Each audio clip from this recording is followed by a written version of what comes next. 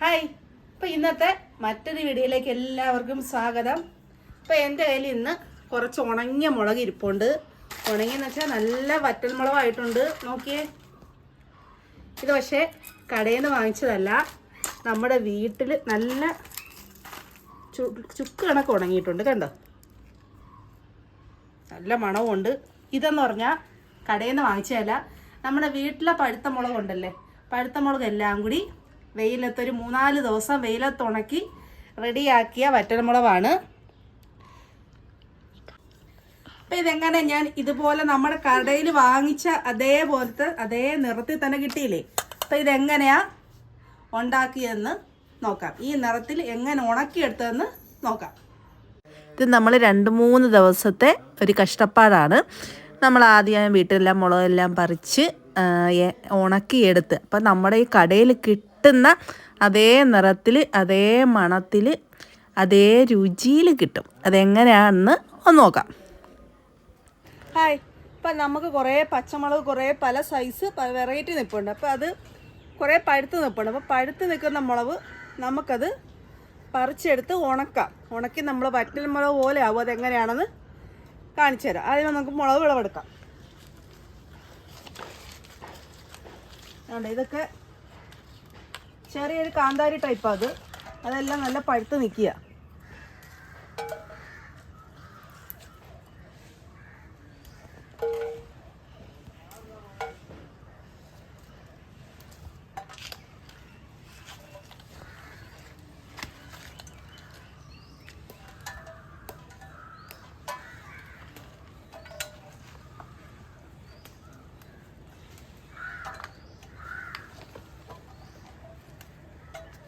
നല്ല എരിവാ കേട്ടോ ഇതിന്. പച്ചക്കാണെങ്കിൽ ഇത്രേ കാണത്തുള്ളൂ. നല്ല എരിവുള്ള ടൈപ്പാ.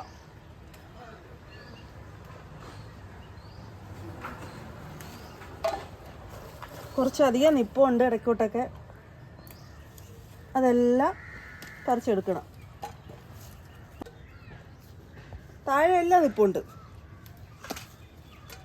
ഇതൊക്കെ ഇതിൽ നിന്ന് തന്നെ വറ്റൽമുളകായി ഉണങ്ങി.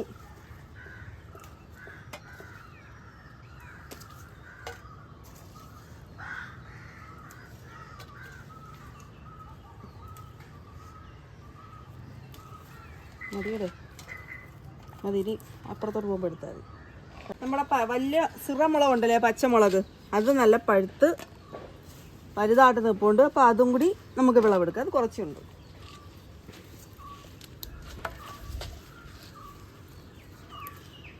ഒക്കെ നല്ല ഇത് ചുവപ്പെന്ന് നോക്കിയാണ്.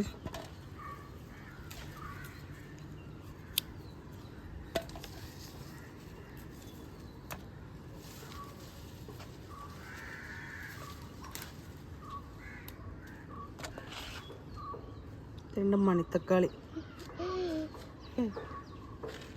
കിടക്കോട്ടെല്ലാം നിൽപ്പുണ്ട്.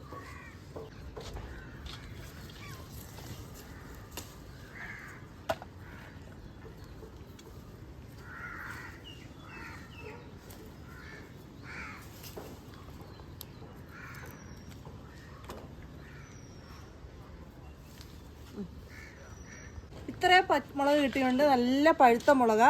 അപ്പം ഇത് നമുക്ക് വേഗം ഉണങ്ങി കിട്ടി. ആ നല്ല കടയിൽ നിന്ന് മേടിക്കുന്ന ചുമന്ന കളറിൽ തന്നെ ആ ഒരു സൂത്രമുണ്ട്. അതെങ്ങനെയാണെന്ന് നോക്കാം.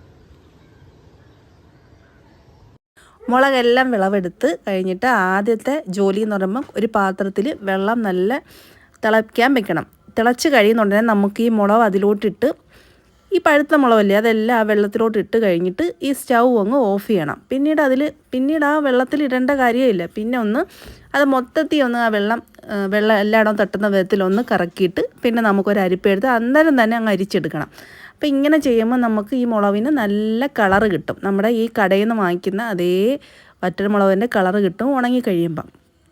അതിനുശേഷം ഇത് അരിച്ചെടുത്ത് ഒരു പാത്രത്തിൽ വെച്ചിട്ട് പിന്നെ നല്ല വെയിൽ വേണം ഉണങ്ങി കിട്ടാൻ. വെയിലത്ത് കൊണ്ടുപോയി ഒരു ചാക്കോ പായോ എന്തെങ്കിലും കൊണ്ടുവച്ച് നിരത്തിയിട്ട് ഒന്നൊന്നായി നിരത്തിയിട്ട് അത് പെട്ടെന്ന് തന്നെ ഉണങ്ങി കിട്ടും. എനിക്കൊരു 3-4 ദിവസം ഇടയ്ക്ക് വെയിലില്ലായിരുന്നു, മഴയായിപ്പോയി. അന്ന് വെയിൽ കിട്ടിയില്ല. പക്ഷെ പിറ്റേന്ന് 2 ദിവസത്തെ നല്ല വെയിലുണ്ടായിരുന്നു. ആ 2 വെയിലിലും കൂടി ആയപ്പോഴേക്കും നമ്മുടെ മുളകെല്ലാം നല്ല ഉണങ്ങി കിട്ടി.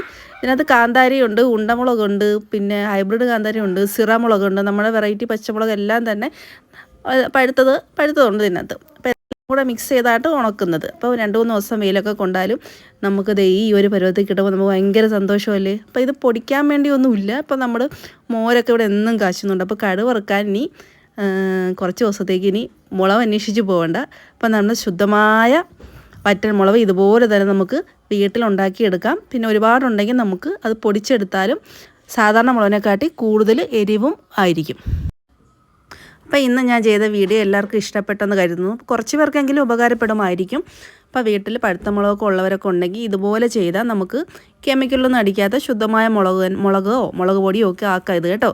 അപ്പോൾ അടുത്ത വീഡിയോ കാണുന്നവരെ ബൈ.